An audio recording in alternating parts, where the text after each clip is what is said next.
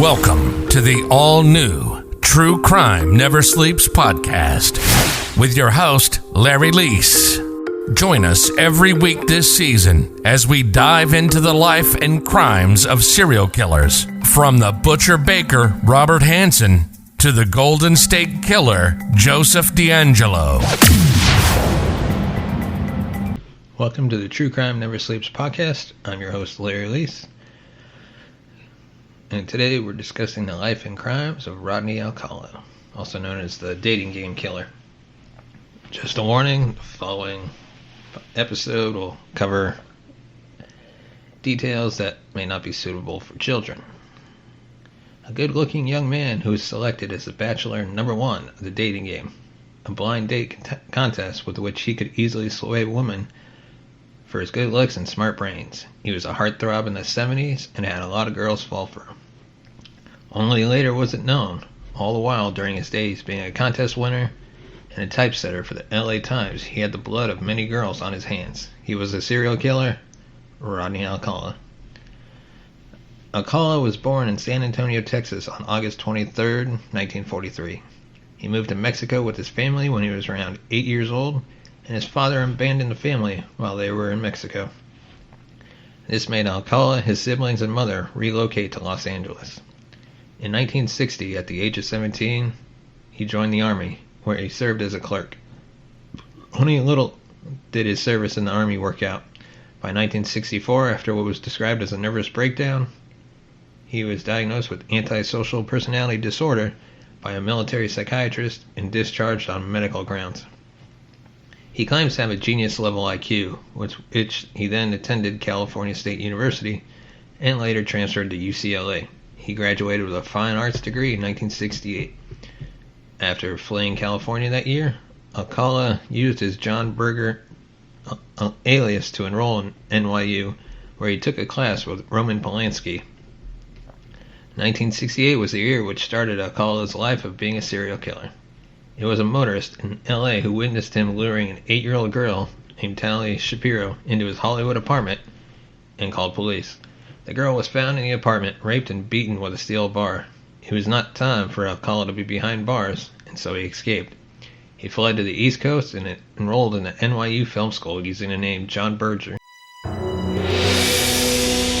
If you enjoy the true crime stories featured on this podcast, please consider supporting us by buying us a coffee at buymeacoffee.com/TCNS. Your support helps us grow the show.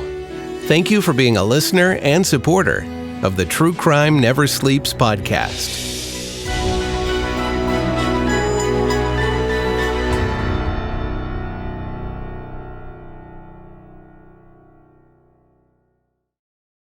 During the summer months, he also obtained a counseling job at a New Hampshire arts camp for children, using a slightly different alias, John Berger.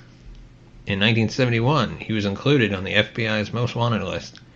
Some girls at an arts camp in New Hampshire recognized a counselor who was using the name John Berger from this list. They told the camp's dean, and Alcala was soon arrested, though he was able to plead to the lesser charge of child molestation and served just 34 months. Less than 2 months later, Alcala was arrested for violating parole and providing marijuana to a 13-year-old girl who claimed she had been kidnapped. Once again, he was paroled after serving 2 years of an indeterminate sentence. In 1977, the most absurd thing happened. Despite his criminal record and official registration as a sex offender, he was hired as a typesetter by the LA Times. All in the midst of their coverage of the Hillside Strangler murders. During this period, Alcala also convinced dozens of young women that he was a professional fashion photographer and photographed them for his portfolio. Most of those photos remain unidentified, and police fear that some of the women may be additional victims. His past conviction for sexual assault prompted California police to interview Alcala in 1978 as a potential suspect in the Hillside Strangler killings, another set of serial murders that occurred in California in the 1970s. Alcala was actually cleared of those crimes, and police did not realize they had actually spoken with a different serial killer. In September 1978, he appeared as Bachelor Number 1 on The Dating Game, a TV show that had men and women cheekily interview prospective dates sight unseen. At the time, he was a convicted child molester, but the show did not run a background check. How things worked out for him to continue being a serial killer is what confuses us while learning about his history. Alcala was a tall and good-looking man who often told women he was a fashion photographer who wanted to take photos for a contest.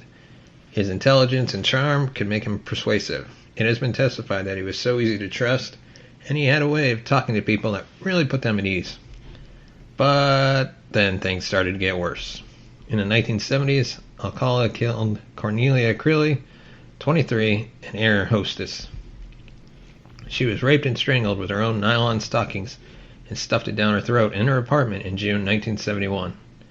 In 1977, now back on the streets of New York, Alcala murdered 23-year-old musician and artist Ellen Hover. Hover disappeared on July 15, 1977, leaving behind a calendar that stated she was meeting with John Berger. Her body was not found for almost a year, but the disappearance was front-page news. Alcala pleaded guilty to these murders in 2012. He received a sentence of 25 to life, though it will only be served if California releases him from custody. Now, meanwhile, Alcala was arrested in July 1979 for the abduction and murder of 12-year-old Robin Samso of Huntington Beach, California. He was convicted on these charges in 1980.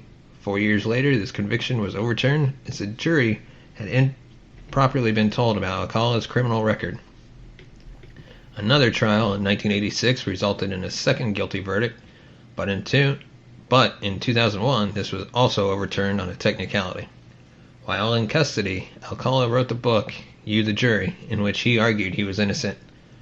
While preparing their third prosecution in 2003, Orange County investigators learned that Alcala's DNA, sampled under new state law, which was over his objections, matched semen left at the rape murder scenes of 2 women in L.A. Another pair of earrings found in Alcala's storage locker matched the DNA of one of the 2 victims.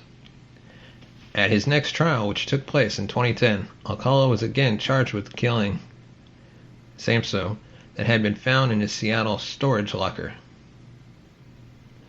Part of the case against him was a pair of gold earrings linked to Samso that had been found in his Seattle storage locker.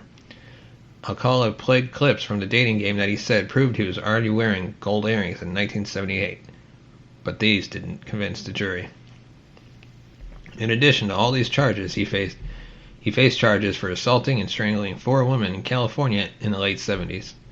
All of these happened after his appearance in The Dating Game, in which he got an appearance when he was 2 down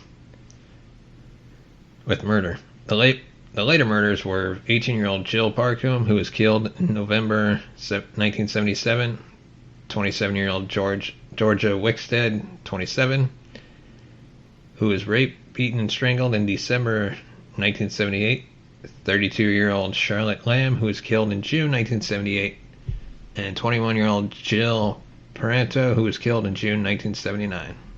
Alcala opted to represent himself during the court proceedings. In February 2010, he was found guilty of all 5 murders. He was sentenced to death in March 2010. And in 2016, Alcala was charged with the 1977 killing of Christine Ruth Thornton in Wyoming, though prosecutors opted not to extradite him to stand trial. By then, the authorities believed he killed Pamela Lamston in the San Francisco Bay Area in the fall of 1977. However, DNA collected at that crime scene was too degraded to test, so he was not charged with the crime. Quite surprisingly, and miraculously, not all of Alcala's victims were murdered. Some victims survived his attacks. In 1968, a witness spotted Alcala driving off with Shapiro. Being concerned about it, he followed them to an apartment and called the police.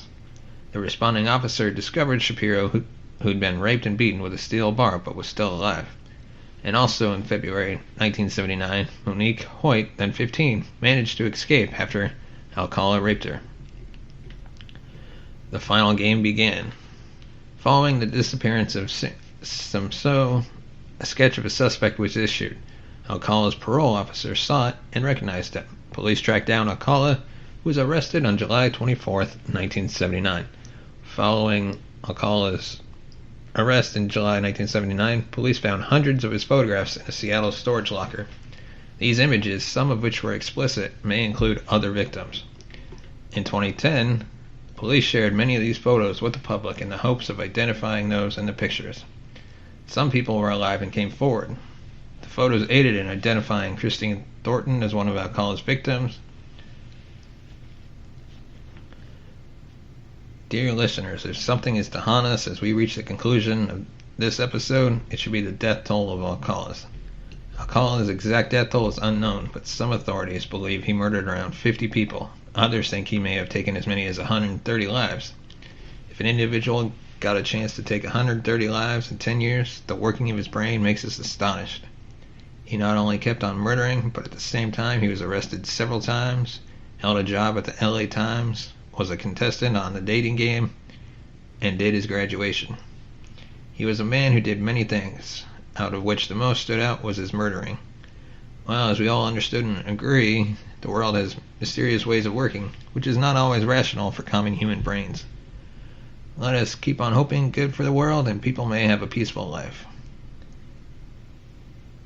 Thank you for listening to another episode of the True Crime Never Sleeps podcast. Share your thoughts on this episode by tweeting us at TrueCrimeNS. It's TrueCrimeNS. Follow us on Facebook, or like us on Facebook. Just search True Crime Never Sleeps. And thank you for listening. Thank you for listening to the True Crime Never Sleeps podcast. Follow us on Twitter at TrueCrimeNS. Like us on Facebook at True Crime Never Sleeps. Tune in next week for an all-new episode.